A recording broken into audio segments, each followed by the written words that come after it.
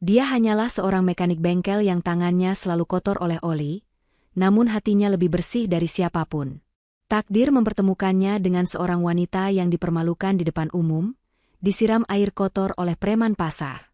Amarahnya tersulut, ia pun bertindak. Tanpa ia sadari, wanita yang baru saja ia tolong adalah seorang CEO perusahaan raksasa yang sedang menyamar mencari ketulusan. Bagaimana kisah ini akan berlanjut? Selamat datang di Ken Arok Productions.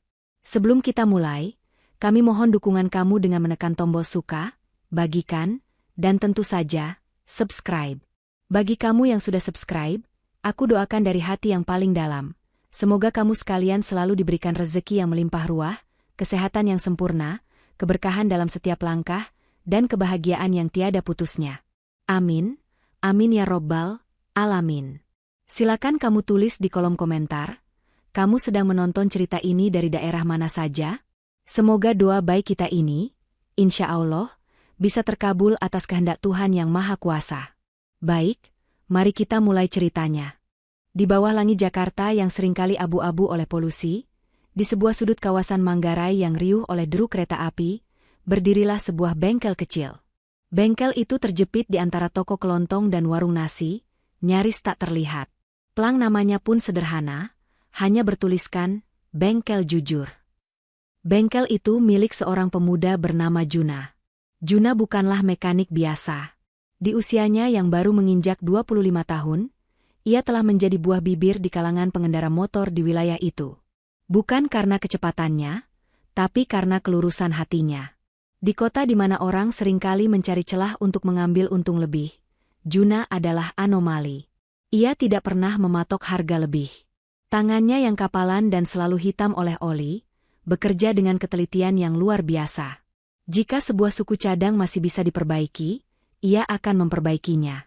Jika harus diganti, ia akan menunjukkan barang aslinya dan memberikan harga yang pantas. Seringkali, pelanggan yang puas, ibu-ibu pengantar anak sekolah atau bapak-bapak ojek daring, mencoba memberinya uang tambahan. Buat uang rokok, Mas Juna, kata mereka. Tapi Juna selalu menggeleng sopan. Senyumnya tipis, namun tulus. Sudah pas, Pak. Rezeki saya hari ini sudah cukup dari ongkos kerjanya. Sikap inilah yang membuat bengkel kecilnya tak pernah sepi. Namun, ada satu rahasia besar yang Juna simpan rapat-rapat di balik sikap tenangnya. Sesuatu yang tak pernah diketahui oleh para pelanggannya. Setiap hari, setelah adzan maghrib berkumandang dan ia menutup pintu gulung bengkelnya, Juna tidak langsung pulang ke kamar kosnya yang sempit. Ia akan berjalan ke sebuah lapangan kecil di belakang stasiun kereta. Tempat itu sepi, hanya diterangi cahaya remang dari lampu jalan yang jauh. Di sanalah, Juna melepas kaos montirnya yang bau keringat dan oli. Di balik kaos itu, tubuhnya liat dan terbentuk oleh latihan keras. Juna akan berdiri mematung sejenak, mengatur napas. Lalu, ia mulai bergerak. Bukan gerakan senam sore biasa. Itu adalah rangkaian jurus silat yang mengalir cepat, kuat, namun indah. Kuda-kudanya kokoh. Setiap pukulan dan tendangannya membelah angin malam Jakarta. Itu adalah silat aliran, Cempaka Putih, warisan tunggal dari kakeknya di kampung. Sebuah ilmu bela diri yang diturunkan dengan satu sumpah, hanya digunakan untuk membela kebenaran dan melindungi yang lemah. Juna memegang teguh sumpah itu. Di siang hari, ia adalah mekanik pendiam. Di malam hari, ia adalah penjaga warisan leluhurnya.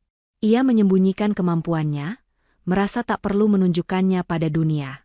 Baginya, hidup tenang sebagai mekanik jujur sudah lebih dari cukup. Ia tidak pernah tahu bahwa prinsip yang ia pegang erat itu akan segera diuji oleh takdir di sebuah warteg di seberang bengkelnya. Sekarang, mari kita berpindah sejenak. Jauh dari hiruk-pikuk dan bau oli di bengkel Manggarai. Kita menuju ke jantung berkilauan ibu kota, ke kawasan bisnis Sudirman yang dipenuhi hutan beton pencakar langit. Disinilah, menjulang gagah menantang awan, berdiri kokoh menara Nusantara Jaya. Gedung itu adalah simbol kemakmuran, sebuah istana modern yang terbuat dari baja dan kaca. Di lantai tertinggi, lantai 77, terdapat sebuah ruangan kantor yang besarnya mungkin melebihi lapangan futsal. Dindingnya terbuat dari kaca, menyajikan pemandangan seluruh kota Jakarta dari angkasa. Perabotannya didatangkan langsung dari Italia, dan udaranya dingin, nyaris beku. Di balik meja kayu mahoni raksasa, duduklah seorang wanita. Namanya Rania Wijaya. Rania memiliki semua yang bisa diimpikan manusia. Di usianya yang baru menginjak 28 tahun, ia adalah CEO dari Nusantara Jaya Group. Wajahnya rupawan, otaknya brilian, dan rekening banknya seakan tak memiliki batas. Namun pagi itu, hati Rania terasa hampa.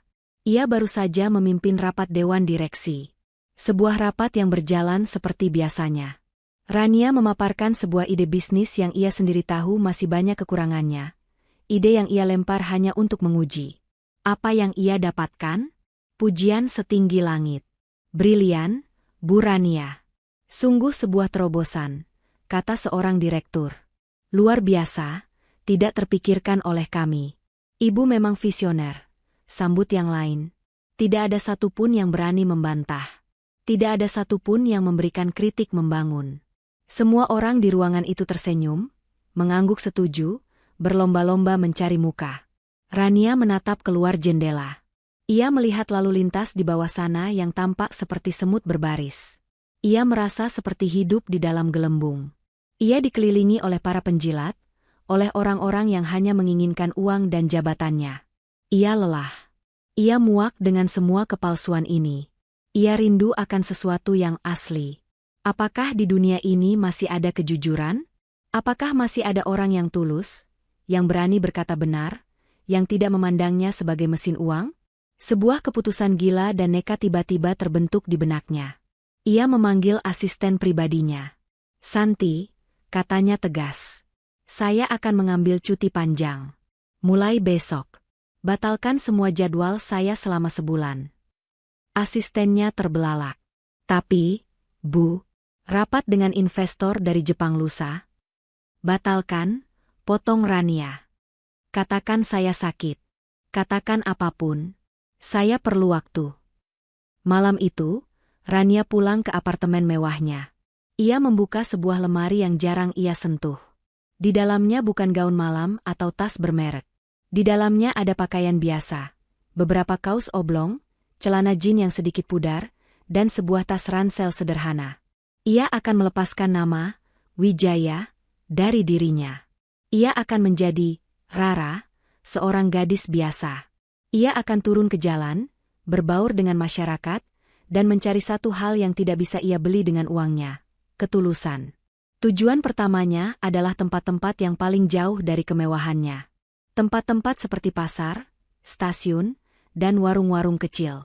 Ia tidak tahu, takdir sedang menuntunnya lurus ke seberang bengkel milik Juna. 3 hari telah berlalu sejak Rania menanggalkan identitasnya. Ia kini adalah Rara. Rambutnya yang biasa disanggul rapi, kini ia ikat ekor kuda seadanya. Pakaian kerjanya yang mahal ia ganti dengan kaos oblong sederhana dan celana jin. Ia sengaja memilih Manggarai sebagai tempatnya berbaur. Kawasan itu adalah perpaduan sempurna denyut nadi Jakarta. Riuh stasiun, padat pemukiman, dan kerasnya kehidupan jalanan. Waktu menunjukkan pukul 1 siang. Matahari Jakarta sedang terik-teriknya. Perut Rara lapar.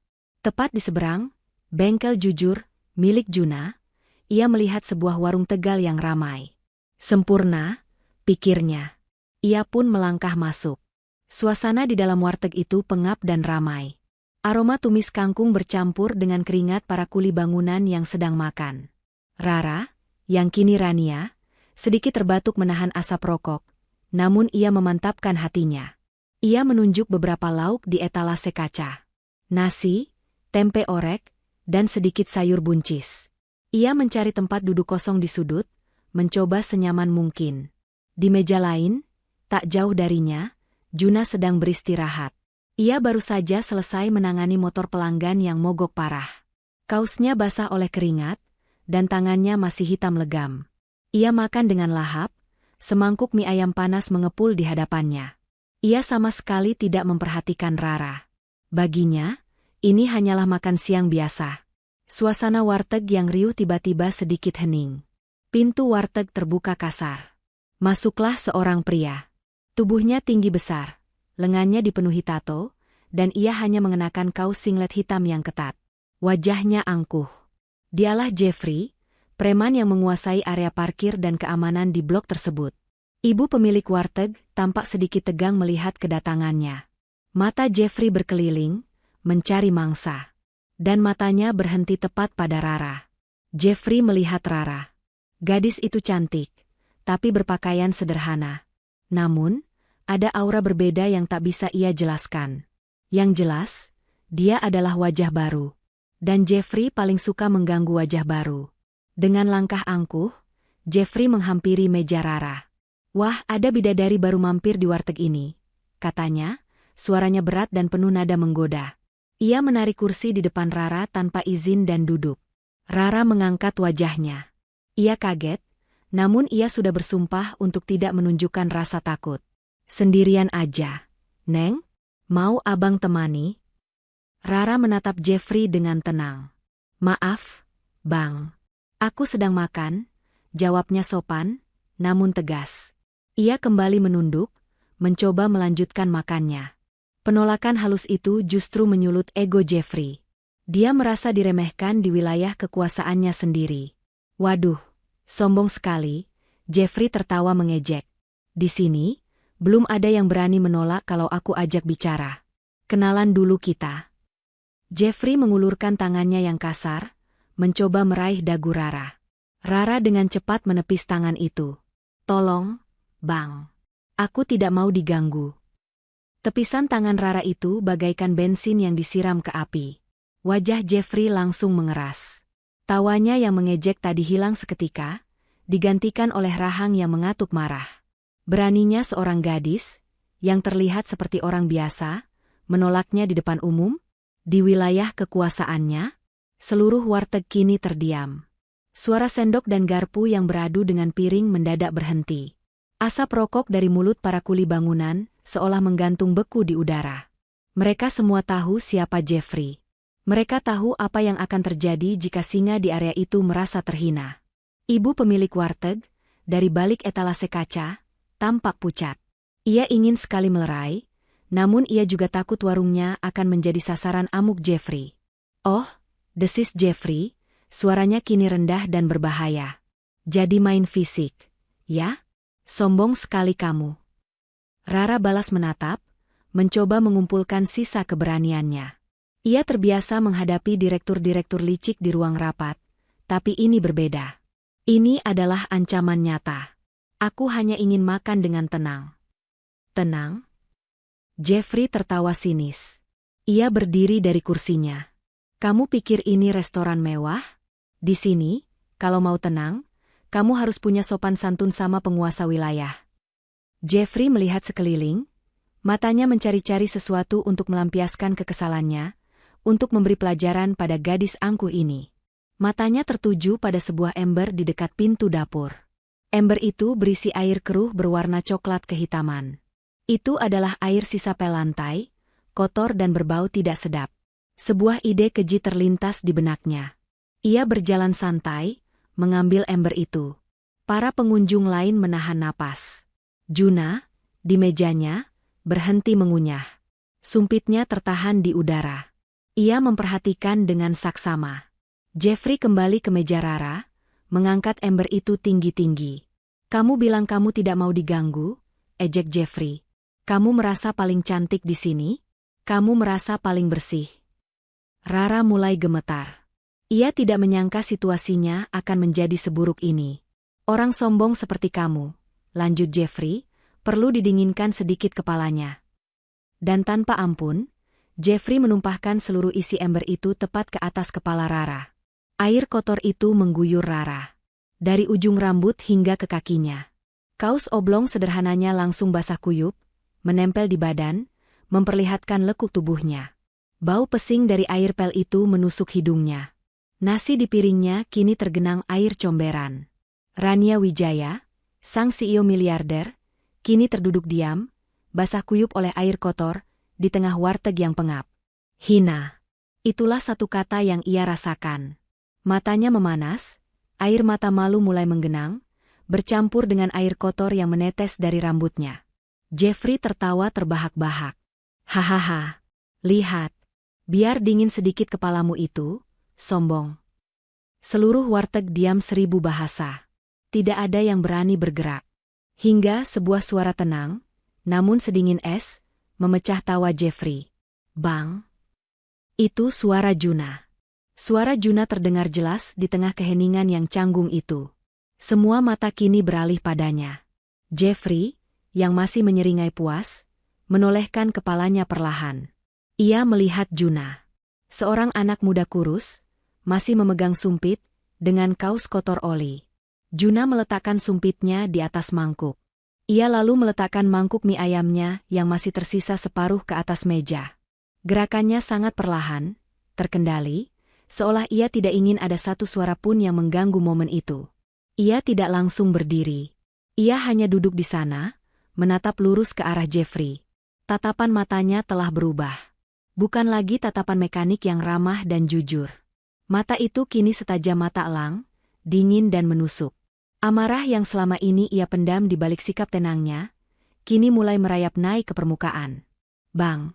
Ulang Juna, suaranya tetap tenang, namun kini ada getaran berat di dalamnya. Perempuan itu salah apa? Sampai diperlakukan seperti itu. Jeffrey mengernyit. Ia tidak menyangka ada yang berani menegurnya. Apalagi hanya seorang mekanik ingusan. Apa katamu? Jeffrey melangkah mendekati meja Juna. Kamu bicara sama aku? Juna akhirnya berdiri. Badannya yang terlihat ramping saat duduk, kini tampak tegap. Ia tidak gentar meski Jeffrey jauh lebih besar darinya. Anda menumpahkan air kotor padanya, kata Juna, menunjuk Rara yang masih terduduk gemetar dan basah kuyup. Dia hanya seorang perempuan yang ingin makan siang. Tawa Jeffrey meledak, kali ini ditujukan pada Juna. Hahaha, pahlawan kesiangan. Dengar, ya, bocah bengkel. Jeffrey menusuk-nusuk dada Juna dengan telunjuknya. Kamu itu bau oli. Urusanmu itu cuma baut dan mesin. Ini urusan manusia, kamu tidak usah ikut campur. Jeffrey mendorong bahu Juna, mencoba mengintimidasinya. Sana, kembali ke mangkuk mie kamu. Atau bengkel bututmu itu yang akan aku bereskan. Juna tidak bergeming. Dorongan Jeffrey yang cukup kuat itu seakan hanya menabrak sebuah batu karang. Aku tanya sekali lagi, kata Juna. Kali ini suaranya lebih rendah. Kenapa Anda menghinanya? Amarah Jeffrey memuncak. Anak ini benar-benar menantangnya. Dia sombong. Dia menolak aku. Dan kamu? Jeffrey mengepalkan tangannya. Kamu juga sama sombongnya. Jeffrey melayangkan pukulan pertamanya. Sebuah bogem mentah yang cepat dan bertenaga, ditujukan lurus ke wajah Juna. Para pengunjung warteg memekik tertahan. Rara menutup matanya, tidak sanggup melihat. Namun pukulan itu tidak pernah sampai. Pukulan Jeffrey yang cepat dan bertenaga itu melesat lurus. Namun, ia seperti memukul udara kosong. Dalam sepersekian detik yang seolah berjalan lambat, Juna tidak mundur. Ia juga tidak menangkis dengan kasar. Tangannya yang kotor oli bergerak ke atas. Gerakannya begitu halus, nyaris seperti tarian. Ia tidak memblokir kepalan tangan Jeffrey, ia menangkapnya. Jari jemari Juna yang kuat itu mengunci pergelangan tangan Jeffrey di udara, menghentikan pukulan itu seketika, hanya beberapa senti dari wajahnya. Mata Jeffrey membelalak. Ia kaget. Seluruh tenaganya seakan lenyap, terserap oleh genggaman Juna. Ia mencoba menarik tangannya, tapi pergelangan tangannya seakan dijepit oleh baja. Bos. Dua pria lain, yang sedari tadi duduk di meja pojok sambil mengawasi, kini melompat berdiri. Mereka adalah anak buah Jeffrey. Melihat bos mereka dalam kesulitan, mereka serentak bergerak maju. Satu orang mencabut botol saus dari meja, yang lain mengepalkan tangan. Mereka salah perhitungan. Juna tidak memberi mereka kesempatan. Sambil masih memegang pergelangan Jeffrey, Juna memutarnya sedikit. Sebuah gerakan kecil, namun mengirimkan gelombang rasa sakit yang tajam hingga ke bahu Jeffrey. Preman besar itu berteriak, lututnya lemas, dan ia terpaksa membungkuk. Juna lalu mendorongnya ke samping. Tubuh besar Jeffrey terlempar, menabrak meja makannya sendiri. Piring dan gelas pecah berantakan. Anak buah pertama menyerang, mengayunkan botol saus ke arah kepala Juna. Juna merendahkan tubuhnya. Ayunan botol itu meleset di atas kepalanya. Sambil bangkit, siku kanan Juna bergerak ke belakang, menghantam ulu hati pria itu. Pria itu terbatuk hebat. Matanya melotot, seluruh udara di paru-parunya seakan terhisap keluar. Botol di tangannya terlepas. Juna menangkap botol itu di udara, lalu dengan tenang meletakkannya di atas meja, seolah tak terjadi apa-apa. Pria itu ambruk ke lantai sambil memegangi perutnya. Anak buah kedua, melihat temannya lumpuh, menjadi ragu. Namun ia tetap nekat maju, mencoba menerjang Juna dari depan. Juna mengambil satu langkah mundur, membiarkan terjangan itu kehilangan momentum. Tepat saat pria itu nyaris menabraknya, Juna menggunakan kaki kanannya. Bukan sebuah tendangan, tapi sebuah sapuan rendah yang cepat di mata kaki pria itu. Keseimbangan pria itu hilang total. Ia jatuh tersungkur dengan wajah membentur lantai warteg yang kotor. Semua itu terjadi dalam waktu kurang dari 10 detik. Bukan perkelahian brutal ala preman, tapi sebuah seni bela diri yang cepat, tepat, dan efisien. Juna kini berdiri tegak di tengah ruangan. Kausnya masih kotor oli. Napasnya bahkan tidak terengah. Ia hanya merapikan sedikit kerah kausnya. Warteg itu sunyi senyap. Ibu pemilik warteg menutup mulutnya tak percaya. Para kuli bangunan ternganga. Jeffrey, yang terduduk di lantai di antara pecahan piring, menatap Juna dengan campuran rasa takut dan tidak percaya. Preman itu kini tahu, anak bengkel yang ia remehkan ini bukanlah orang biasa. Dan Rara, dari sudut tempatnya terduduk, Rara menatap Juna. Seluruh tubuhnya masih basah dan kotor. Tapi rasa dingin dan malunya kini tergantikan oleh sesuatu yang lain. Keterkejutan. Kekaguman. Pria yang baru saja menolongnya. Pria yang ia lihat setiap hari membersihkan karburator. Ternyata, adalah seorang ahli bela diri. Jeffrey, sang preman, bangkit dengan susah payah. Wajahnya yang tadi beringas kini pucat pasi. Ia menatap Juna dengan tatapan ngeri, seakan baru saja melihat hantu. Ia tahu, pergelangan tangannya akan membiru nanti. Juna menatapnya balik. Datar.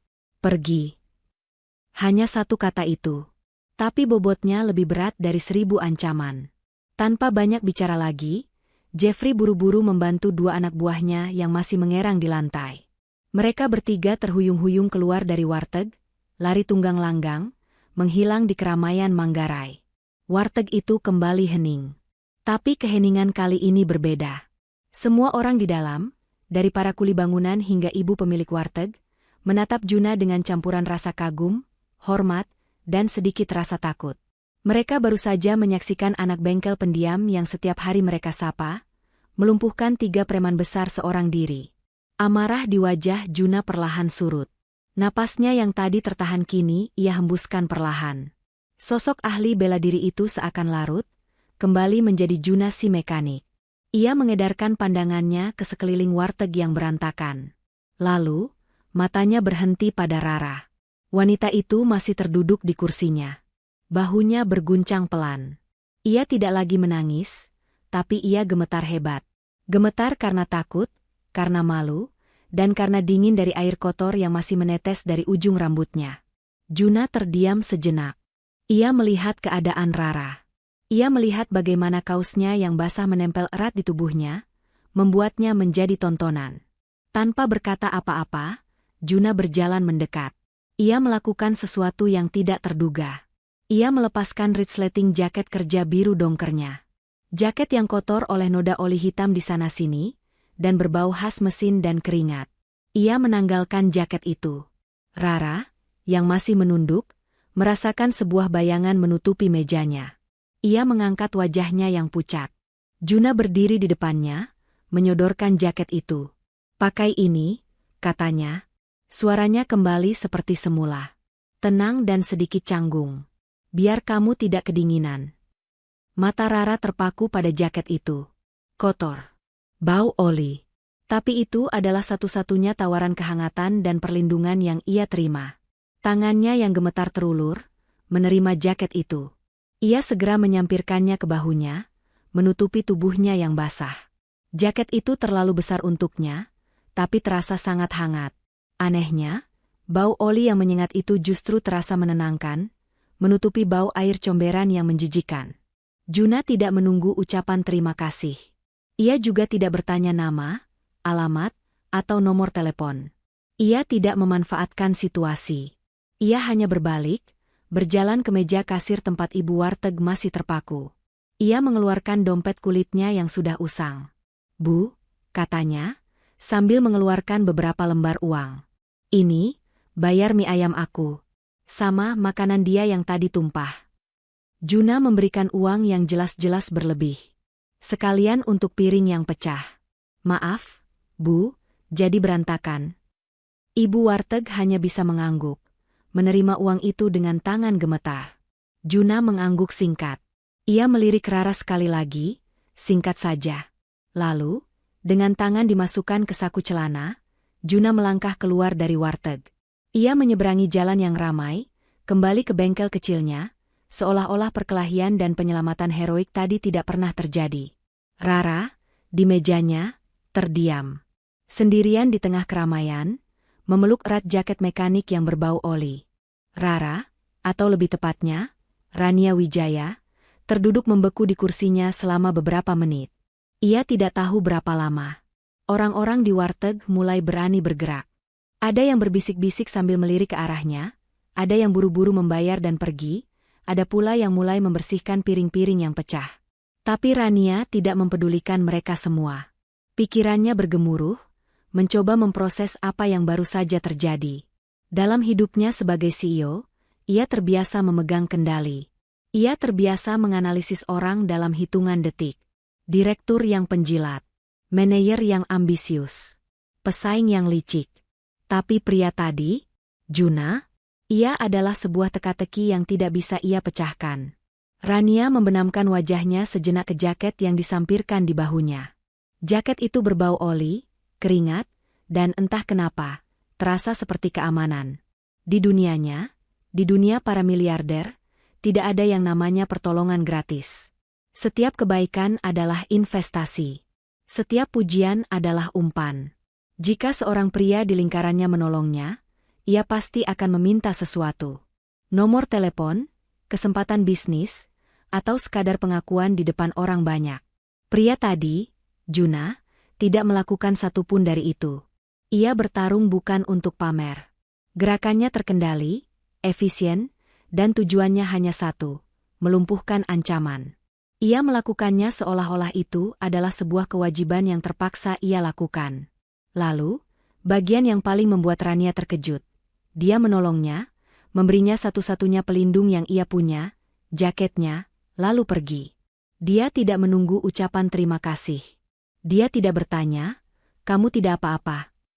Dia tidak mencoba mengambil kesempatan dari wanita yang sedang rentan dan basah kuyup. Dia bahkan membayar makanannya. Dia membayar kerusakan yang bukan dia sebabkan. Dan dia kembali ke bengkelnya yang kotor seolah-olah menyelamatkan seorang wanita dari 3 preman, adalah bagian dari pekerjaan rutinnya. Hati Rania, yang selama ini beku oleh kepalsuan dan intrik bisnis, merasakan sebuah getaran aneh. Sebuah kehangatan yang asing. Dia telah menemukan apa yang ia cari. Dia datang mencari kejujuran dan ketulusan. Dan dalam satu insiden memalukan di warteg, ia baru saja melihat perwujudan paling murni dari kedua kata itu. Rania akhirnya berdiri. Jaket Juna masih memeluk erat bahunya. Ia melangkah keluar dari warteg itu, mengabaikan pandangan orang-orang. Ia berdiri di seberang jalan, menatap plang nama, Bengkel Jujur. Plang nama itu bukan sekadar tempelan. Itu adalah sebuah kenyataan. Tapi Rania adalah seorang pebisnis. Ia tidak terbiasa percaya begitu saja. Satu tindakan heroik bisa saja hanya kebetulan. Apakah kejujurannya hanya sebatas keberanian? Atau, apakah kejujuran itu berlaku di semua aspek hidupnya? Rania, sebagai Rara, kini punya misi baru. Ia tidak akan pergi dari Manggarai. Ia harus tahu lebih dalam. Ia harus menguji pria bernama Juna itu sekali lagi. Keesokan harinya, matahari terbit seperti biasa, namun Rania bangun dengan sebuah rencana. Jika Juna adalah sebuah benteng, ia ingin tahu seberapa dalam fondasi kejujurannya. Menolong orang di warteg bisa jadi sebuah naluri sesaat. Tapi bisnis? Bengkel? Disitulah letak ujian sesungguhnya. Pagi itu, Rania, masih sebagai Rara, pergi ke sebuah tempat penyewaan motor di area yang cukup jauh dari Manggarai. Ia menyewa sebuah motor matic keluaran terbaru yang kondisinya prima. Tentu saja ia membayar tunai. Ia membawa motor itu ke sebuah gang sepi. Rania adalah wanita cerdas. Ia membuka internet di ponselnya, mencari cara membuat motor mogok tapi mudah diperbaiki. Ia menemukan apa yang ia cari. Dengan sedikit ragu, tangannya yang terbiasa memegang pena mahal kini meraih ke bagian mesin. Ia menemukan satu kabel tebal, kabel busi. Sesuai instruksi dari internet, ia menariknya perlahan. Tidak sampai lepas, hanya cukup longgar sehingga aliran listriknya terganggu. Ia mencoba menyalakan motor itu. Benar saja. Mesinnya batuk-batuk, lalu mati. Sempurna. Ini adalah kerusakan sepele. Seorang mekanik jujur akan memasangnya kembali dalam 3 detik. Seorang mekanik licik akan menjadikannya alasan untuk turun mesin, ganti busi, atau servis besar. Menjelang siang, Rara mendorong motor sewaannya yang mogok itu memasuki gang sempit menuju bengkel jujur. Juna ada di sana, posisinya jongkok, sibuk membongkar mesin motor lain. Tangannya, seperti biasa, hitam legam. Ia tampak sama sekali tidak terpengaruh oleh drama kemarin. Rara, dengan jaket Juna yang sudah ia cuci bersih dan lipat rapi di dalam tasnya, berjalan mendekat dengan gugup. "Permisi, Mas." Juna mendongak. Ia melihat Rara, lalu melihat motor yang didorongnya. Matanya datar. Tidak ada tanda-tanda ia mengenali Rara sebagai wanita yang ia selamatkan kemarin. Atau jika ia ingat, ia pandai sekali menyembunyikannya. "Kenapa motornya, Mbak?" tanyanya, suaranya profesional. "Tidak tahu, Mas. Tiba-tiba mati di jalan." Tidak mau menyala lagi. Jelas Rara, memainkan peran sebagai pelanggan bingung. Juna mengangguk singkat. "Tunggu sebentar." Ia tidak langsung menangani motor Rara. Ia menyelesaikan dulu motor pelanggan sebelumnya. Rara mengamati dalam diam. Juna bekerja dalam ritme yang tenang. Teliti. Setiap baut yang ia lepas, ia letakkan berurutan di nampan kecil. Setelah hampir 15 menit, barulah Juna beralih ke motor Rara. Rania menahan napas. Inilah saatnya. Juna tidak banyak bertanya. Ia mencoba menyalakan motor. Gagal. Ia memeriksa bensin. Penuh. Ia memeriksa aki. Normal. Lalu, tangannya yang terlatih itu bergerak ke sisi mesin. Hanya butuh 3 detik baginya untuk menemukan masalahnya. Jari-jarinya yang kotor oli itu meraba kabel bus yang longgar. Ia menekan kabel itu kembali ke tempatnya. Terdengar bunyi klik pelan. Juna lalu berdiri, membersihkan tangannya di lap yang sudah menghitam. Ia memasukkan kunci dan menekan tombol starter. Mesin motor itu langsung menyala dengan mulus. Juna mematikan mesinnya. "Sudah, Mbak," katanya singkat. Rara pura-pura terkejut. "Loh? Sudah? Apanya yang rusak, Mas?" Inilah momen penentuan. Apakah Juna akan mengarang cerita? Juna menatapnya. Hanya kabel businya kendor. Mungkin karena getaran di jalan. "Sudah aku kencangkan lagi." Jantung Rara berdebar. "Oh, syukurlah. Jadi berapa biayanya, Mas? Untuk ongkos periksa dan servisnya?" Juna menggeleng. "Tidak ada yang diganti." "Tapi, Mas, kan, sudah diperiksa?" Juna memotong dengan sopan. "Tidak usah, Mbak. Kerusakannya tidak ada. Cuma kabel longgar." Rara terdiam. Ia mencoba menyodorkan uang Rp50.000. "Untuk uang rokok, Mas." Juna menatap uang itu, lalu menatap Rara. Ia tidak menyentuh uang itu. "Tidak perlu. Simpan saja. Lain kali, kalau memang ada yang rusak, baru bayar." Juna lalu berbalik, kembali ke pekerjaannya yang tertunda, menganggap urusan mereka telah selesai. Rara berdiri mematung di samping motornya. Ujian pertama dilewati Juna dengan nilai sempurna. "Rara, atau Rania, berdiri terpaku di depan bengkel itu. Ujian pertama lolos. Tapi itu ujian yang mudah, ujian menolak uang. Bagaimana dengan ujian menemukan uang? Itu adalah godaan yang jauh lebih besar. Rania menggigit bibirnya. Ia harus melakukan ini. Ia melangkah kembali ke Juna, yang kini sedang sibuk mengelap tangannya yang kotor. Rania mengeluarkan jaket yang kemarin Juna berikan, yang kini sudah bersih dan terlipat rapi. "Mas, ini jaketnya," kata Rara, suaranya dibuat sedikit gugup. "Terima kasih banyak untuk yang kemarin. Dan untuk yang tadi." Juna mendongak. Ia hanya mengangguk singkat saat menerima jaketnya. "Sama-sama." Ia lalu menggantungkan jaket itu di paku besar yang tertancap di dinding triplek bengkelnya. Inilah kesempatan Rara. Ketika Juna berbalik untuk menggantung jaket, Rara dengan gerakan cepat namun terlihat alami, merogoh tas selempangnya. Ia mengeluarkan sebuah dompet kain sederhana, dompet yang sengaja ia beli di pasar pagi itu. Ia tidak sengaja menjatuhkannya. Tidak, itu terlalu kentara. Ia meletakkannya di atas sebuah bangku kayu panjang tempat pelanggan biasa menunggu. Ia meletakkannya di sudut, seolah-olah dompet itu tergelincir keluar dari tasnya saat ia mengambil jaket tadi. Dompet itu tampak biasa. Tapi isinya, Rania telah mengisinya dengan uang tunai 3 juta rupiah. 30 lembar uang 100 ribuan.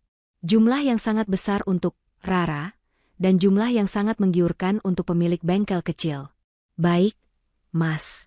Aku permisi dulu," kata Rara, berusaha agar suaranya tidak bergetar. Juna hanya bergumam, "Ya," dari balik mesin yang sedang ia kerjakan. Rara melangkah pergi. Jantungnya berdebar kencang. Ia tidak langsung pergi jauh. Ia menyeberang jalan, kembali ke warteg tempat insiden kemarin. Ia memesan es teh tawar dan duduk di meja yang paling dekat dengan jalan. Matanya tak pernah lepas dari pintu, bengkel jujur, di seberangnya. 1 jam berlalu. Juna masih bekerja. Beberapa pelanggan datang dan pergi. Rara di seberang sana mulai gelisah. Apakah Juna tidak melihatnya? Atau, lebih buruk, apakah Juna melihatnya dan mengambilnya? Tepat pukul 2 siang, Juna menyelesaikan pekerjaan pada 1 motor besar. Pelanggannya pergi. Bengkel itu sepi. Rara melihat Juna berdiri. Juna tampak meregangkan punggungnya yang pegal. Ia lalu berjalan ke bangku kayu tempat Rara duduk tadi, mungkin untuk mengambil minum. Mata Juna terhenti. Ia melihat dompet kain itu. Rara, dari seberang jalan, menahan napas. Juna mengambil dompet itu. Ia melihat sekeliling. Bengkelnya kosong. Ia membuka dompet itu, mungkin mencari kartu identitas. Juna pasti melihat uangnya. Rara melihat Juna terdiam sejenak. Sangat lama. Lalu Juna menutup dompet itu. Apa yang akan ia lakukan? Menyimpannya di laci? Memasukkannya ke saku? Tidak. Juna meletakkan dompet itu di sakunya, lalu buru-buru meraih lem bersih, mengelap tangannya sekenanya. Ia bergegas keluar dari bengkelnya, bahkan tanpa menutup pintu gulung sepenuhnya. Juna melihat ke kiri dan ke kanan, mencari-cari. Rara di warteg segera menunduk, pura-pura tidak melihat. Juna tidak melihat Rara. Ia berlari kecil ke ujung gang. Mungkin ia pikir Rara berjalan ke arah sana. Juna kembali dengan kecewa. Ia tampak bingung harus berbuat apa. Ia tidak mungkin meninggalkan bengkelnya terlalu lama. Tiba-tiba, Juna teringat sesuatu. Kemarin. Warteg. Mata Juna menyeberang jalan, lurus ke warteg tempat Rara duduk. Rara pura-pura mengangkat wajah dan memesan sesuatu dari ibu warteg. Juna melihatnya. Tanpa ragu, Juna menyeberangi jalan yang ramai itu. Beberapa detik kemudian, bayangan Juna berdiri di depan meja Rara. "Mbak," kata Juna, napasnya sedikit terengah. Rara mendongak, pura-pura kaget. "Iya, Mas." Juna tidak berbasa-basi. Ia mengeluarkan dompet kain itu dari sakunya. "Dompet sampean, logat Jawa halus untuk Anda, menunjukkan jarak. Tertinggal di bengkel." Rara tertegun. Ia menerima dompet itu. "Ya Tuhan, aku baru sadar." Ia segera membukanya. 3 juta rupiah. Utuh. Tidak kurang selembar pun. Rara menatap Juna. "Mas, ini." Juna menghela napas. Lain kali hati-hati, Mbak. Bahaya bawa uang tunai sebanyak itu di tempat umum. Apalagi ditaruh di dompet kain begitu. Itu bukan teguran. Itu adalah nasihat yang tulus. Sebelum Rara sempat mengucapkan terima kasih. Sebelum ia sempat menawarkan uang terima kasih, yang ia tahu pasti akan ditolak, Juna sudah berbalik. Aku permisi. Bengkel aku tinggal, katanya. Dan ia kembali menyeberang jalan, masuk ke bengkel kecilnya, kembali ke dunianya yang penuh baut dan oli. Rara terduduk lemas. Tangannya gemetar. Ujian kedua lolos. Pria ini sungguh terbuat dari baja. Rara, atau Rania, telah pergi dari Manggarai hari itu. Ia kembali ke dunianya, hatinya dipenuhi perasaan campur aduk yang tak bisa ia jelaskan. Ia telah menemukan kejujuran, dan ia bingung apa yang harus ia lakukan selanjutnya. Ia tidak tahu bahwa di malam yang sama, bayang-bayang gelap berkumpul di Manggarai. Jeffrey tidak bisa tidur. Kekalahannya di warteg tadi siang telah menyebar lebih cepat daripada api di musim kemarau. Di mana-mana, di pangkalan ojek, di pos kamling, orang-orang berbisik. Mereka tidak lagi menatapnya dengan rasa takut. Mereka menatapnya dengan ejekan. Preman besar itu dikalahkan oleh seorang anak bengkel kurus bau oli. Harga dirinya hancur lebur. Pergelangan tangannya yang masih membiru itu berdenyut sakit, tapi rasa malu di hatinya jauh lebih sakit. Ia tidak akan melawan Juna lagi.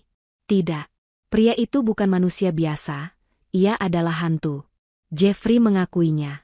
Tapi, sebuah bengkel tidak bisa melawan. Pukul 2 dini hari, ketika Jakarta akhirnya sedikit terlelap, Jeffrey dan dua anak buahnya yang sudah pulih, kembali. Kali ini mereka tidak datang dengan tangan kosong. Mereka membawa linggis, balok kayu, dan ket semprot. Mereka tiba di depan bengkel jujur milik Juna. Tempat itu gelap dan sunyi. Juna sudah lama pulang ke kamar kosnya yang sederhana, tidur lelap tanpa tahu bahaya sedang mengintai. Jeffrey tidak membuang waktu. Dengan satu gerakan kuat, ia memasukkan linggis ke celah pintu gulung bengkel itu. Dengan tenaga 3 orang, mereka merusak gembok dan membengkokkan pintu itu hingga terbuka paksa. Suara logam yang dipaksa melengking membelah keheningan, namun tak ada yang berani keluar rumah untuk memeriksa. Mereka masuk ke dalam kegelapan bengkel itu. Dan mereka memulai. Mereka tidak mencuri. Tujuan mereka adalah penghancuran. Balok kayu diayunkan. Meja kerja tempat Juna biasa beroperasi, dibalikan hingga hancur. Peralatan-peralatan, kunci Inggris, obeng, tang, yang Juna susun rapi di dinding, mereka sabet, mereka lempar, mereka banting ke lantai. Sebuah rak kecil berisi suku cadang baru, busi, oli, dan kampas rem, didorong hingga rubuh. Botol-botol oli pecah, cairannya yang kental menggenangi lantai, bercampur dengan pecahan kaca dari etalase kecil. Mereka merusak kompresor angin, menusuk selangnya. Mereka menginjak-injak motor pelanggan yang sedang diperbaiki. Setelah 15 menit, bengkel kecil itu kini tak lebih dari tumpukan sampah. Jeffrey belum puas. Ia mengambil kaleng ket semprot berwarna merah. Di dinding yang masih tersisa, ia menulis satu kata dengan huruf-huruf besar yang miring dan marah, pecundang. Jeffrey tertawa. Bukan tawa kemenangan, tapi tawa seorang pengecut yang baru saja membalas dendam dari balik bayangan. Ayo pergi. Mereka bertiga kabur, menghilang ke dalam labirin ganggang sempit Jakarta, meninggalkan bengkel yang hancur itu dalam keheningan yang menyakitkan. Meninggalkan mimpi seorang mekanik jujur yang kini rata dengan tanah. Fajar menyingsing di ufuk timur Jakarta. Seperti biasa, Juna bangun sebelum adzan subuh. Ia menunaikan ibadahnya, lalu bersiap untuk bekerja. Baginya, setiap hari adalah rutinitas yang ia syukuri. Membuka bengkel, melayani pelanggan, dan mencari rezeki halal. Pagi itu, ia berjalan menyusuri gang kecil menuju bengkelnya. Udara pagi masih segar. Ia membawa sebungkus nasi uduk kecil untuk sarapan. Langkahnya terhenti sekitar 10 meter dari bengkel. Sesuatu yang salah langsung tertangkap oleh matanya. Pintu gulung bengkelnya. Pintu itu tidak tertutup rapat. Pintu itu bengkok. Terbuka paksa di satu sisi, miring dan terlihat hancur. Gembok besar yang biasa menggantung kokoh, kini hilang, tergeletak rusak di tanah. Bungkus nasi uduk di tangannya terasa dingin. Jantung Juna berdebar. Ia tidak berpikir tentang Jeffrey. Ia berpikir tentang pelanggan. Ada motor pelanggan di dalam. Ia berlari kecil, mendorong pintu gulung yang sudah rusak itu. Suara logam berdecit ngilu, membelah kesunyian pagi. Juna melangkah masuk ke dalam kegelapan yang familiar. Tangannya meraba saklar lampu. Lampu neon di langit-langit berkedip 2 kali, lalu menyala. Menerangi sebuah pemandangan yang menghancurkan. Bungkus nasi uduk itu terlepas dari genggamannya, jatuh ke lantai tanpa ia sadari. Bengkelnya hancur. Ini bukan perampokan. Ini adalah penghancuran murni. Meja kerjanya terbalik. Kunci-kunci pas, obeng, dan tang, peralatan yang ia kumpulkan satu persatu sejak pertama kali merintis, kini tersebar di lantai seperti mainan rusak. Banyak yang patah, banyak yang bengkok. Oli tumpah di mana-mana, bercampur dengan pecahan kaca etalase. Rak suku cadang ambruk, menumpahkan busi dan kampas rem baru ke genangan oli. Motor pelanggan yang sedang ia perbaiki, kini tergeletak miring, spionnya patah, bodinya tergores dalam. Mata Juna bergerak liar, mencoba memproses kekacauan itu. Lalu, matanya tertuju pada dinding. Dinding tempat ia menggantung jaketnya kemarin. Di sana, dengan cat semprot merah darah, tertulis satu kata dengan huruf-huruf besar yang miring dan marah, pecundang. Juna seakan kehilangan seluruh tenaga di kakinya. Dia tidak berteriak. Dia tidak mengamuk. Dia tidak memukul dinding. Juna hanya berdiri mematung. Napasnya tercekat di tenggorokan. Ini bukan hanya sebuah bengkel. Ini adalah hidupnya. Ini adalah harga dirinya. Ini adalah bengkel jujurnya. Perlahan, ia berjalan melintasi puing-puing. Suara sepatunya menginjak pecahan kaca. Ia berhenti di tengah ruangan. Ia melihat sebuah kunci Inggris kesayangannya, peninggalan kakeknya, gagangnya patah. Ia berjongkok, mengambilnya. Tangannya yang biasa kokoh memegang mesin, kini gemetar. Juna terduduk. Tepat di situ, di tengah genangan oli dan pecahan kaca. Di bawah tulisan, pecundang. Ia menundukkan kepalanya dalam-dalam, menyandarkan dahinya ke tangannya yang memegang kunci patah itu. Di sanalah ia, seorang ahli silat yang tak terkalahkan dalam pertarungan. Seorang mekanik jujur yang tak goyah oleh godaan uang. Kini terduduk lemas, hancur lebur, dikalahkan oleh pengecut di tengah malam. Ibu pemilik warteg di seberang jalan, yang baru saja membuka warungnya, melihat pintu bengkel Juna terbuka dan berantakan. Ia melongok. Ia melihat Juna terduduk di lantai. Ia menutup mulutnya, tak sanggup berkata apa-apa. Matahari mulai meninggi, sinarnya yang tajam menyorot lurus ke dalam bengkel yang hancur. Juna masih terduduk di sana, tak bergerak. Ia seperti patung yang patah, menyatu dengan puing-puing di sekelilingnya. Para tetangga dan orang-orang yang berlalu lalang di gang itu kini mulai berkumpul. Mereka berdiri di depan pintu bengkel yang menganga. Mereka berbisik-bisik. Ada yang kasihan, ada yang menggeleng-gelengkan kepala. Mereka tahu ini pasti ulah preman, tapi tak ada yang berani berbuat apa-apa. Ibu pemilik warteg berdiri di seberang, memegang sapu lidi, tapi tidak menyapu. Matanya berkaca-kaca. Di tengah kerumunan kecil itulah, sebuah sosok berjalan tergesa. Itu Rara. Pagi itu, Rania tidak bisa tidur nyenyak di apartemen mewahnya. Hatinya gundah. Ia merasa bersalah telah menguji Juna seperti itu. Ia memutuskan, pagi ini, ia akan kembali sebagai Rara. Ia bahkan tidak tahu ia ingin apa. Mungkin hanya ingin memastikan Juna baik-baik saja. Namun, langkahnya terhenti saat melihat kerumunan di mulut gang bengkel. Jantungnya berdebar. Perasaan tidak enak merayapinya. Permisi, Pak, Bu. Ia menyelip di antara kerumunan. Dan kemudian ia melihatnya. Pemandangan di depannya membuat kakinya lemas. Bengkel jujur, kini hanya tumpukan rongsokan. Pintu gulungnya bengkok. Oli menggenang di mana-mana, dan dindingnya. Rara melihat tulisan cat semprot merah itu, pecundang. Sebuah kemarahan yang dingin dan dahsyat, Kemarahan yang sangat Rania Wijaya mulai membara di dalam dadanya. Ini bukan lagi soal malu. Ini adalah kebiadaban. Ia melangkahkan kakinya yang gemetar masuk ke dalam, mengabaikan lantai yang licin oleh oli dan pecahan kaca. Dan ia melihat Juna. Duduk di lantai. Terduduk di antara puing-puing mimpinya. Memegang sebuah kunci yang patah. Punggungnya yang biasanya tegap itu, kini membungkuk kalah. Seluruh tes. Seluruh penyamaran. Semua itu terasa konyol dan kejam sekarang. Mas Juna? Panggil Rara. Suaranya bergetar, tercekat di tenggorokan. Juna tidak merespon. Ia tidak bergerak. Seolah-olah ia bahkan tidak mendengar. Rara melangkah lebih dekat.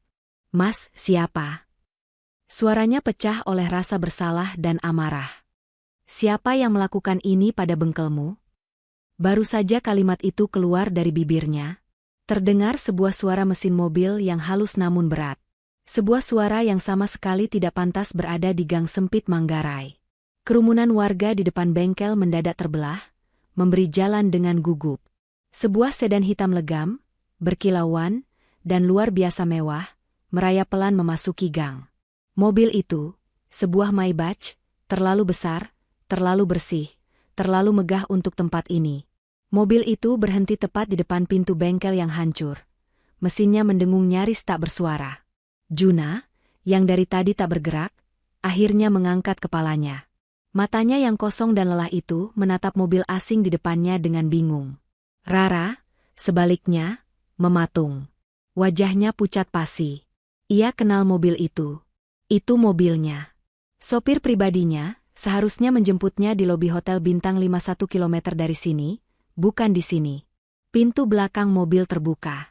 Seorang pria berseragam pengemudi yang rapi, kemeja putihnya licin disetrika, kontras dengan kemeja kotor oli milik Juna, melompat keluar dari kursi kemudi. Wajahnya pucat pasi, dipenuhi kepanikan. Dia berlari kecil, nyaris terpeleset genangan oli, tidak peduli sepat kulit mahalnya kini kotor. Dia berhenti tepat di depan Rara. Pria itu membungkuk dalam-dalam, suaranya bergetar karena cemas. Ibu Rania, panggilnya, suaranya terdengar sangat keras di gang yang hening itu. Ya Tuhan, Ibu Rania Wijaya. Kami mencari ibu kemana-mana. Ponsel ibu tidak aktif, pelacak di mobil sewaan ibu berhenti di titik ini. Kami kira terjadi sesuatu. Apa ibu baik-baik saja? Kenapa ibu ada di... Mata sopir itu membelalak ngeri melihat keadaan bengkel yang hancur. Hening. Dunia seakan berhenti berputar. Ibu Rania Wijaya? Warga yang tadi berkerumun, membeku. Ibu warteg menjatuhkan sapu lidinya. Mereka semua menatap Rara. Gadis sederhana yang kemarin mereka lihat disiram air kotor, kini dipanggil, Ibu Rania Wijaya? Juna, yang masih terduduk di lantai, mengangkat kepalanya perlahan. Rasa putus asa di matanya kini tergantikan oleh satu hal, kebingungan total. Dia menatap Rara. Lalu menatap sopir berseragam itu.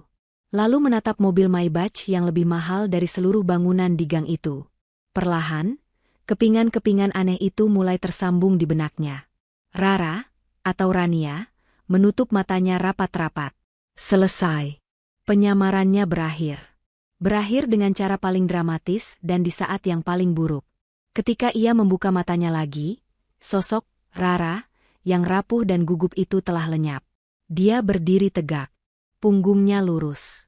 Wajahnya yang tadi pucat karena bersalah, kini mengeras oleh otoritas. Tatapan matanya berubah dari kasihan menjadi dingin, tajam, dan penuh kuasa. Ini adalah tatapan Rania Wijaya. Rania melangkah mendekati Juna, mengabaikan pecahan kaca di bawah sepatunya. Mas Juna, katanya. Suaranya kini bukan lagi suara Rara yang kamu kenal. Ini adalah suara seorang ratu yang sedang marah. Maafkan aku. Seharusnya aku jelaskan dari awal. Namaku Rania. Juna tidak berkata apa-apa. Ia hanya menatap. Ia masih mencoba mencerna kenyataan bahwa gadis yang ia tolong di warteg, gadis yang ia kembalikan dompetnya, adalah salah satu wanita terkaya di negeri ini. Rania tidak membuang waktu untuk penjelasan yang berbasa-basi. Ia melihat tulisan, pecundang, di dinding. Matanya menyipit. Ia mengeluarkan ponselnya yang paling canggih dari dalam tas ransel sederhananya. Ponsel yang sedari kemarin ia matikan. Ia menyalakannya. Belasan notifikasi penting langsung membanjiri layar. Ia mengabaikan semuanya. Ia menekan satu nomor panggilan cepat. "Santi," katanya begitu panggilan tersambung. "Aku tidak peduli kamu sedang di mana. Aku mau kamu kerahkan semua sumber daya kita." Juna, dari lantai, bisa mendengar suara panik asisten di seberang telepon, meski tidak jelas. Rania melanjutkan, suaranya sedingin es. "Aku mau kamu cari 3 orang preman yang beroperasi di Manggarai. Namanya Jeffrey. Dia dan anak buahnya baru saja menghancurkan sebuah bengkel di sini." Rania berhenti sejenak, menatap Juna yang masih terdiam. "Beri aku kabar dalam 1 jam, tutup Rania." Ia mematikan panggilan itu tanpa menunggu jawaban. Ia lalu menatap sopirnya. "Pak Budi, tolong atur area ini. Jangan biarkan ada yang mendekat." Sopir itu mengangguk kaku dan segera bertindak, meminta kerumunan warga untuk mundur. Dunia Juna jungkir balik. Kemarin, ia adalah pahlawan bagi wanita ini. Hari ini, ia terduduk hancur, dan wanita ini baru saja memerintahkan badai untuk datang. Rania berjongkok di depan Juna, di tengah puing-puing itu. Jarak mereka kini dekat. Sepatu mahalnya kini ternoda oli di lantai bengkel Juna. "Mas Juna," katanya, suaranya sedikit melembut, kembali seperti Rara. "Mereka melakukan ini karena kamu membela aku. Ini salah aku." Juna akhirnya menemukan suaranya. Suaranya serak. "Kamu, siapa kamu sebenarnya?" Rania menatap mata Juna. "Aku adalah orang yang sedang mencari kejujuran. Dan aku menemukannya di bengkel ini. Sekarang izinkan aku membalas kejujuran itu." Juna masih terduduk, menatap wanita di depannya. Pikirannya berpacu lebih kencang daripada mesin manapun yang pernah ia perbaiki. Rania Wijaya. Seorang CEO. Seorang miliarder. Dan dia ada di sini, di bengkelnya yang hancur, berjongkok di antara genangan oli, hanya untuk menjelaskan siapa dirinya. Rania bangkit berdiri. Sosoknya yang mungil kini tampak menjulang, diliputi aura kekuasaan yang tak terlihat. Ia memandang berkeliling pada kehancuran itu, pada tulisan, "Pecundang," di dinding. "Mereka salah," kata Rania pelan, lebih kepada dirinya sendiri. Ia lalu kembali menatap Juna. Rasa bersalah di wajahnya kini bercampur dengan sebuah keputusan yang tegas. "Mas Juna," katanya, suaranya kembali seperti seorang pimpinan. "Kemampuanmu, keberanianmu, dan kejujuranmu. Semua itu terlalu berharga untuk disia-siakan di tempat seperti ini, untuk kemudian dihancurkan oleh orang-orang seperti Jeffrey." Juna hanya diam, menunggu kemana arah pembicaraan ini. "Aku punya tawaran untukmu," lanjut Rania. "Bekerjalah untukku. Bukan di sini. Aku membutuhkan orang seperti kamu di lingkaranku." Juna menatapnya bingung. "Aku akan berikan kamu posisi sebagai kepala keamanan pribadiku, atau kepala keamanan di Nusantara Jaya Group. Kamu bisa memilih. Kamu tidak perlu lagi menyentuh oli. Kamu tidak perlu lagi khawatir soal uang. Kamu akan aman, dan kamu bisa menggunakan kemampuan bela dirimu untuk sesuatu yang lebih besar." Tawaran itu menggantung di udara. Sebuah tawaran yang akan mengubah hidup siapapun. Gaji besar. Status terhormat. Jaminan keamanan. Kesempatan untuk keluar dari gang sempit ini selamanya. Juna menunduk.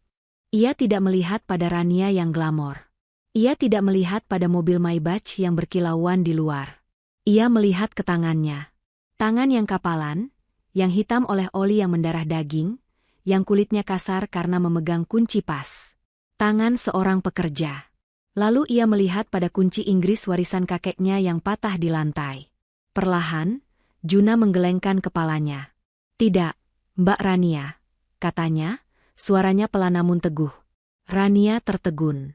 Di dunianya, tidak ada yang pernah berkata, "tidak," pada tawaran seperti itu. Apa maksudmu?" Juna akhirnya bangkit berdiri.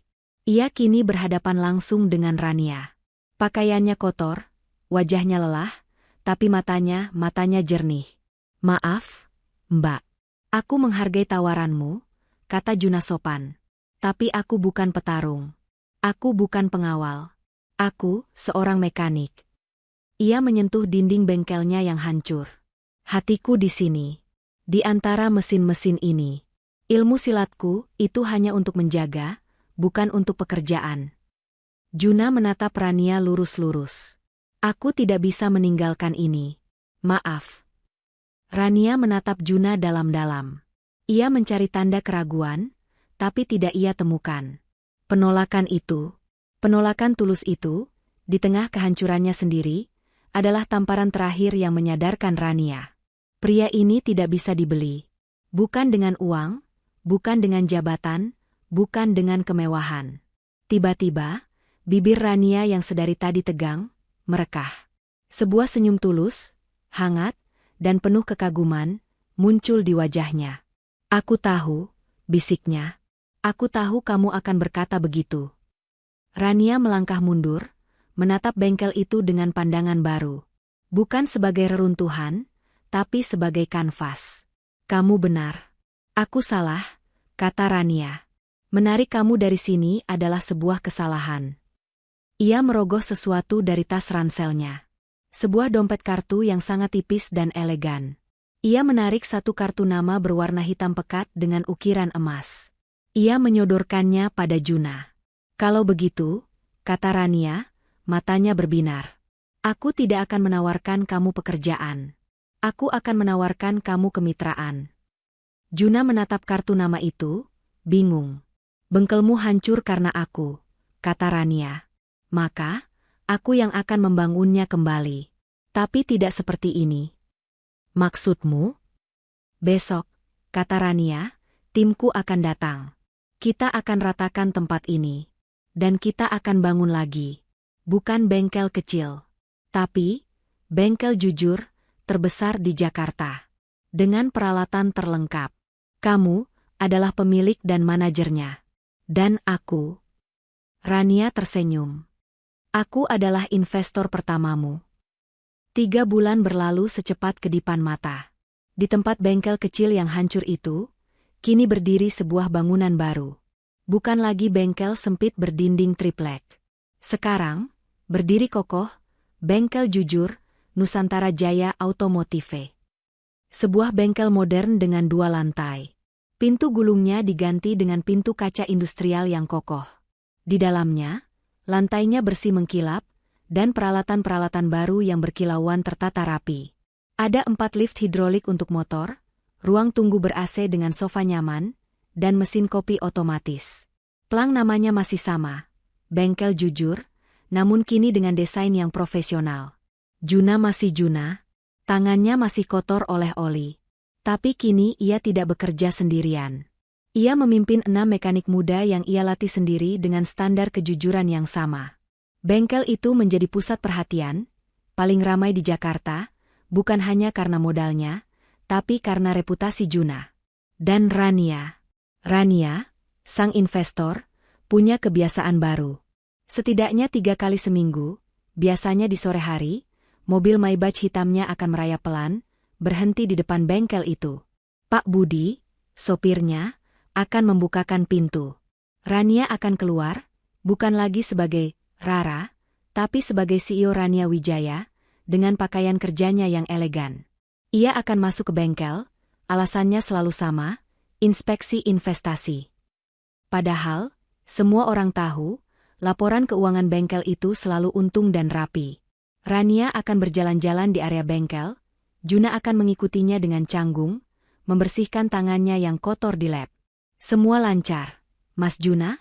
Tanya Rania, pura-pura memeriksa tumpukan ban baru. Lancar, Mbak Rania. Ini, mekanik baru sudah mulai bekerja. Jawab Juna, suaranya kaku. Interaksi mereka selalu seperti itu. Canggung. Manis. Seperti sore itu. Rania sedang duduk di ruang tunggu ber-AC, katanya sedang memeriksa laporan di tabletnya. Juna, setelah memastikan semua pekerjaan beres, menghampirinya.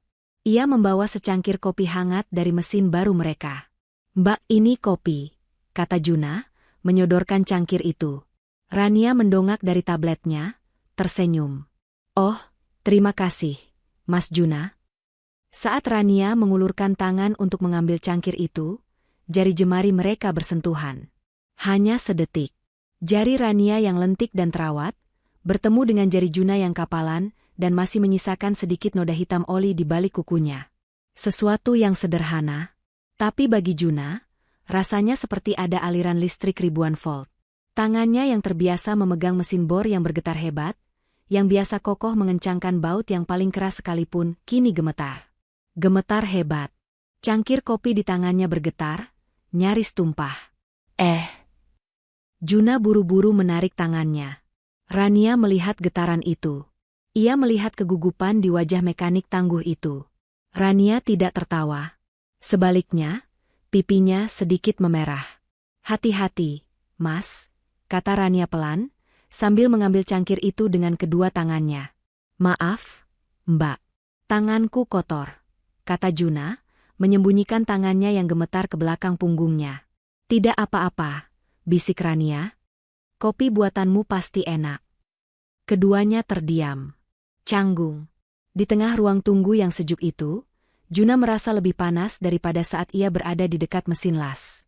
Keduanya tahu, ini bukan lagi sekadar hubungan investor dan pemilik bengkel.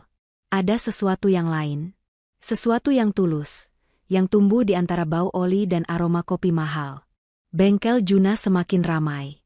Sore itu, seperti biasa, Rania datang berkunjung. Ia sedang berdiri di dekat area penyimpanan suku cadang, mengamati Juna yang sedang memberi arahan pada mekanik barunya. Sebuah rak besi industrial yang tinggi menjulang, penuh terisi kotak-kotak gear dan rantai yang berat, tiba-tiba bergetar. Rupanya, mekanik baru itu, saat memindahkan barang, tidak sengaja menyenggol kaki pengamannya. Rak itu oleng. Kotak-kotak logam yang berat mulai berjatuhan dari atas, lurus menuju tempat Rania berdiri. "Awas!" Juna, yang matanya tak pernah benar-benar lepas dari Rania, melihat bahaya itu dalam sepersekian detik. Naluri silatnya mengambil alih. Ia tidak berteriak. Ia bergerak. Juna melompat, menerjang Rania. Ia memeluk tubuh Rania erat, menggunakan tubuhnya sendiri sebagai tameng, dan berguling bersamanya menjauhi area itu.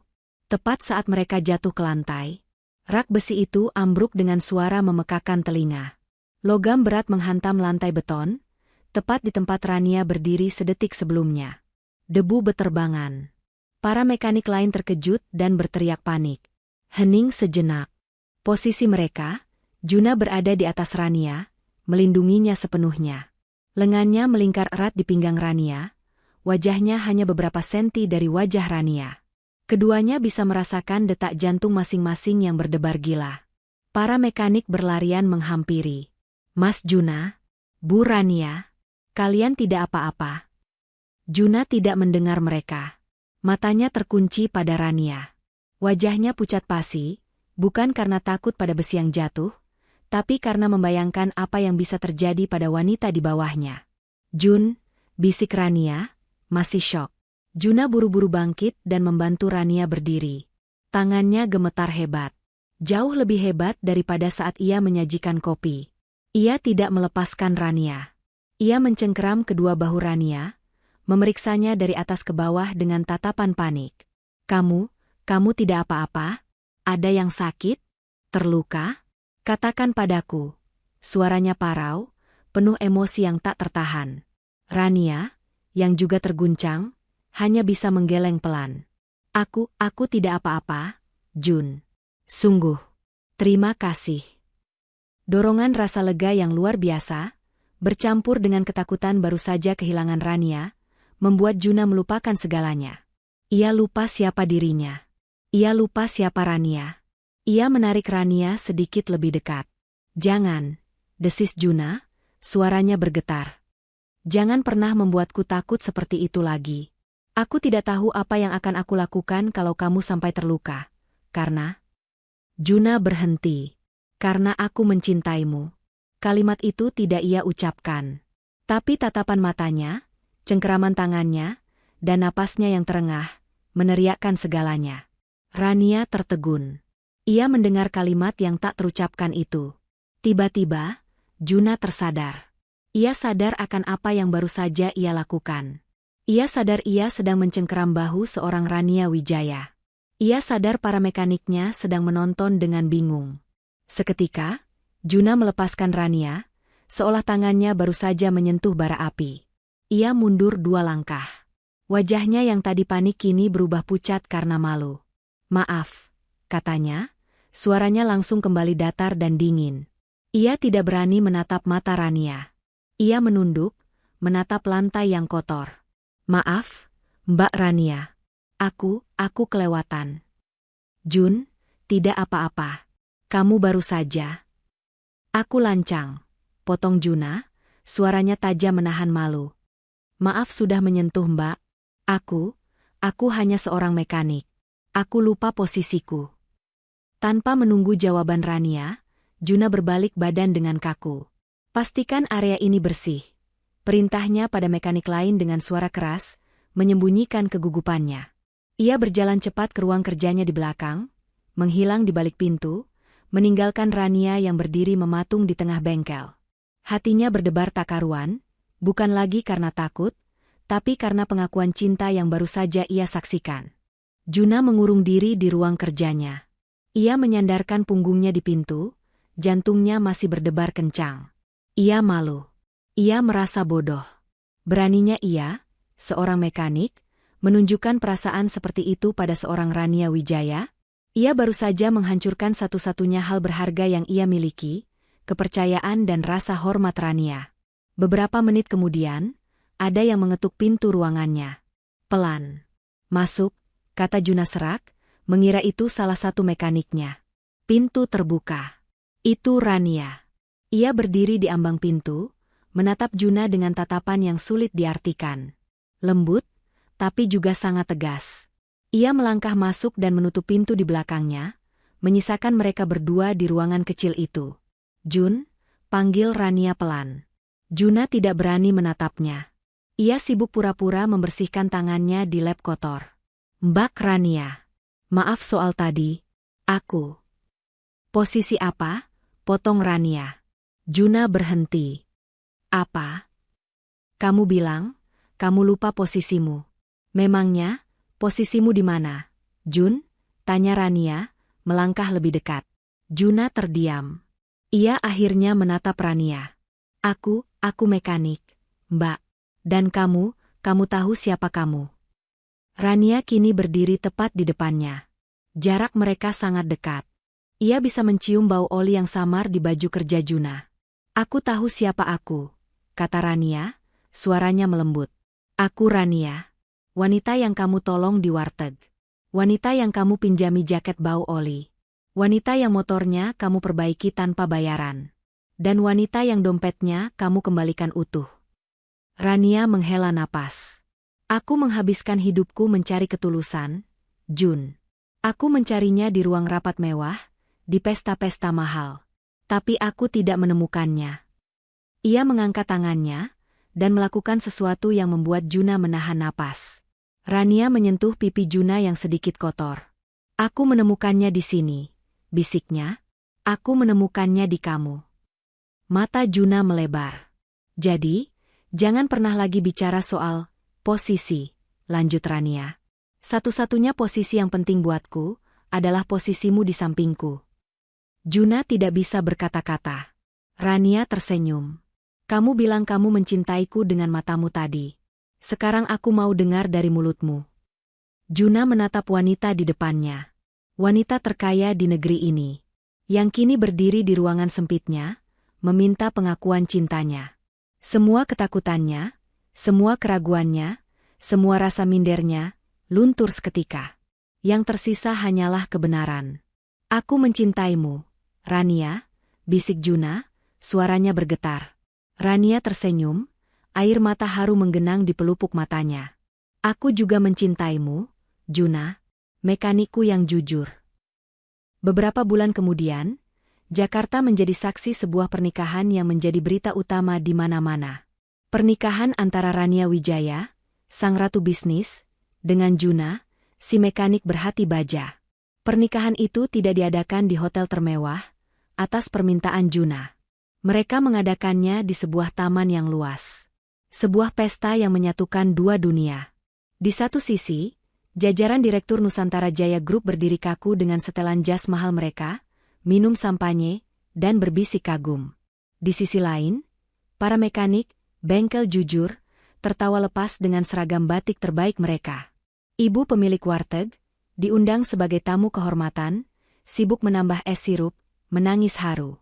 Juna berdiri di pelaminan, tampak gagah dengan setelan jas hitam yang pas di badannya. Di sampingnya, Rania tersenyum bahagia, gaun pengantinnya yang sederhana namun elegan itu menyapu lantai. Mereka telah membuktikan bahwa cinta sejati tidak pernah memandang status, tidak pernah memandang oli di tangan. Cinta sejati hanya memandang satu hal, ketulusan hati. 6 bulan telah berlalu sejak pernikahan itu. Di Menara Nusantara Jaya, Rania Wijaya tetaplah sang CEO yang ditakuti. Siang itu, ia baru saja keluar dari ruang rapat yang panas. Ia membanting sebuah proposal tebal di mejanya. Ini konyol. Mereka pikir aku tidak bisa membaca angka-angka ini, hardiknya pada Santi, asistennya. Wajahnya tegang, matanya tajam. Jadwal ibu selanjutnya adalah makan malam dengan Dewan.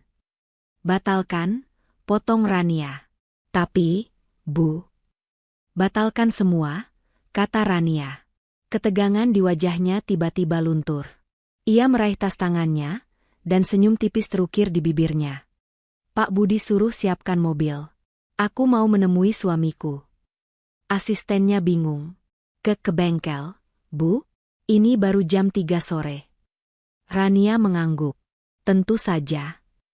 Mobil Maybach itu kini tidak lagi canggung memasuki kawasan Manggarai.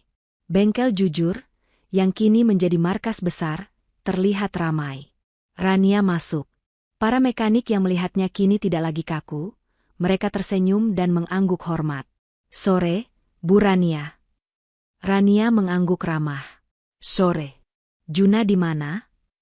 Di ruang mesin, Bu. Lagi ada masalah di mesin nomor 3. Rania berjalan ke belakang. Di sana, di antara mesin-mesin, Juna sedang membungkuk di atas mesin motor besar. Kaos kerjanya sudah kotor, dan ada noda oli hitam di pipinya. Juna tidak sadar Rania datang. Rania hanya berdiri di sana, bersandar di pilar, memperhatikannya. Pria yang ia cintai. Pria yang sedang serius menjelaskan sesuatu tentang karburator pada mekanik muda. Setelah Juna selesai, ia berbalik dan nyaris terloncat kaget melihat Rania. Hei, sayang, kata Juna, senyumnya langsung merekah. Ia buru-buru mengambil lap. Kenapa di sini? Katanya ada rapat besar. Rania berjalan menghampirinya. Ia tidak peduli Juna kotor. Sudah selesai.